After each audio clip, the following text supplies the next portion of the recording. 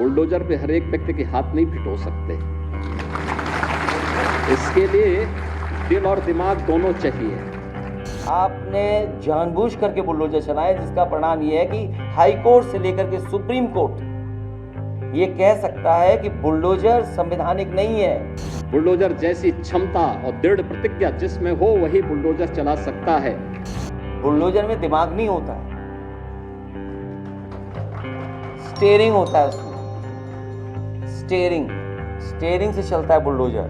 दंगाइयों के सामने नाक रगड़ने वाले लोग बुलडोजर के सामने वैसे ही पस्त हो जाएंगे। उत्तर प्रदेश की जनता कब किसका स्टीयरिंग बदल दे, या दिल्ली वाले कब किसका स्टीयरिंग बदल दें। नमस्कार, मैं हूं आपके साथ हर्ष भारद्वाज। अनकॉमन टॉक आप देख रहे हैं। मेरे दोस्त सहयोगी इस वक्त मौजूद हैं, विजय साहब हैं। हालांकि विजेंद्र विजय साहब इनका पूरा नाम है।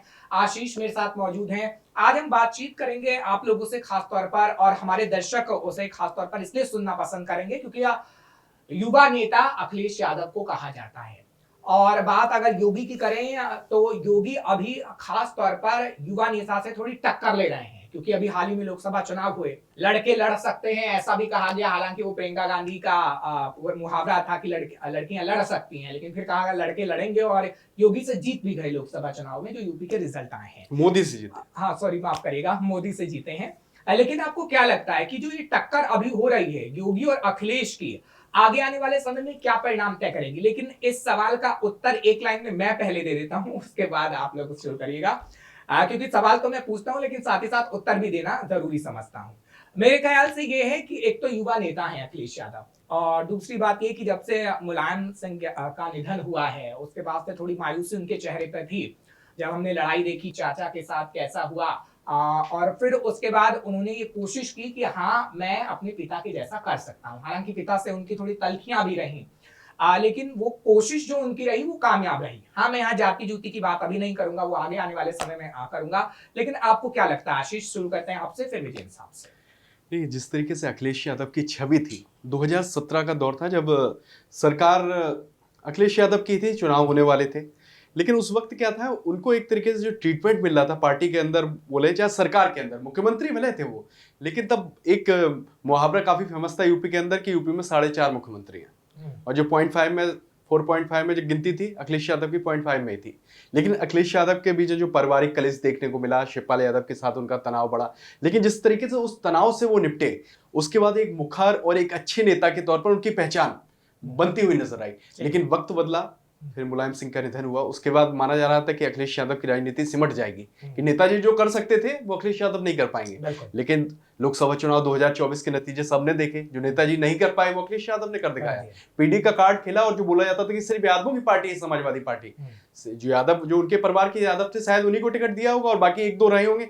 हर जाति के लोगों को उन्होंने कोशिश करी कि टिकट दिया जाए लोकसभा चुनाव में, वो समाजवादी पार्टी का प्रतिनिधित्व करे। इससे उनकी एक छवि बदली है। और अब मुकाबला यूपी में अगर देखोगे आप, तो सिर्फ योगी बनाम अखिलेशी है, बाकी सब साइडलाइन है। ठीक है, विजय साहब। देखिए, मैं इनकी बात को आगे बढ़ाता हूं कि मुलायम से अखिलेश ज़्यादा अलग नहीं है।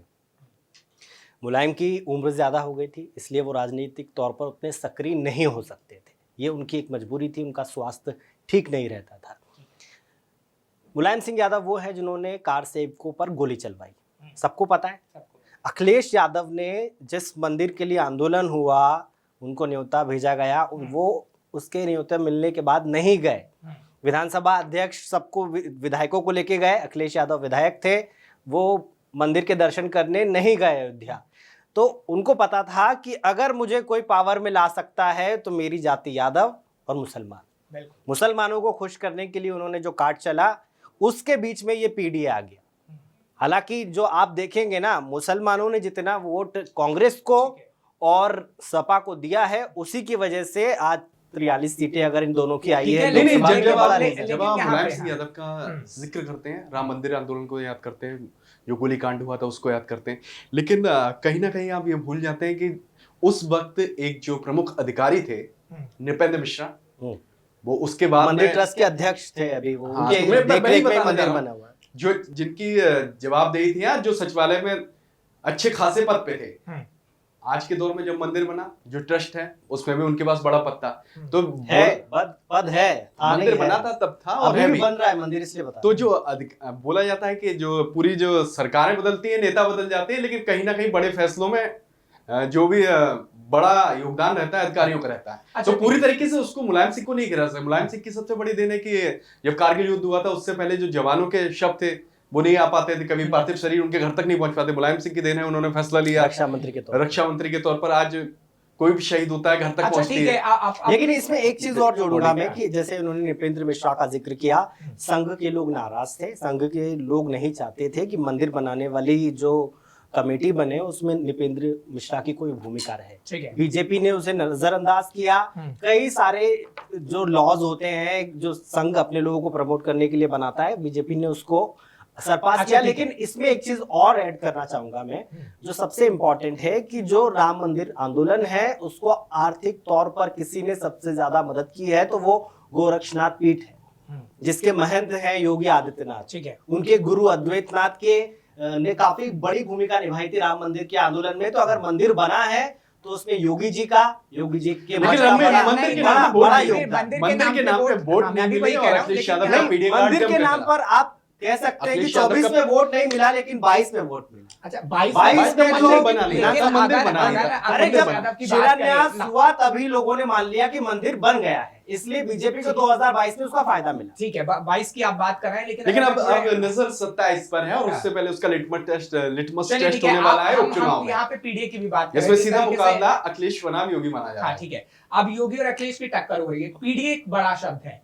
अब जब मायावती मुलायम के साथ थे तो हमने देखा कि किस तरीके से उस मुस्लिम और कई जो जातियां थी उनको लेकर बड़ी कश्मकश रही। लेकिन क्या उस दौर से अखिलेश यादव ने सीखा है? अभी की अगर मैं बात करूं, क्योंकि अखिलेश यादव बार बार जिक्र नहीं करते हैं मुलायम सिंह यादव का, आपने देखा होगा, लेकिन वो उस चीज को समझने की कोशिश करते हैं। क्योंकि मायावती की सारी जो वोट बैंक है वो सपा में इस वक्त शिफ्ट हो गए। कांग्रेस का कम मैं इसलिए जिक्र कर रहा हूँ क्योंकि कांग्रेस में अभी इतनी सही सिचुएशन नहीं, शायद 6 लोकसभा सीट है कांग्रेस की। लेकिन क्या ये दौर ऐसे ही चलता रहेगा या दिल्ली के केंद्र, या आप कहेंगे कि दिल्ली के अंदर अब अखिलेश यादव अपने आप को परोसने की कोशिश करेंगे? ये शब्द का मतलब बाद में हर्ष, कामयाबी एक ऐसी चीज है, जब कामयाब आप होते हैं ना तो सारे आपके माइनस पॉइंट है जो प्लस पॉइंट बन जाते हैं। 2024 के लोकसभा चुनाव के पहले लोगों ने बोला अखिलेश यादव मंदिर नहीं जा रहे हैं, ये हिंदू वोट नहीं करेंगे, ऐसा कुछ भी नहीं हुआ। हिंदुओं का भी वोट मिला है उनको, और शायद आपकी भी ऐसी कोई राय थी। एंटी इनकम्बेंसी 24 चुनाव से पहले आपकी भी यही राय थी।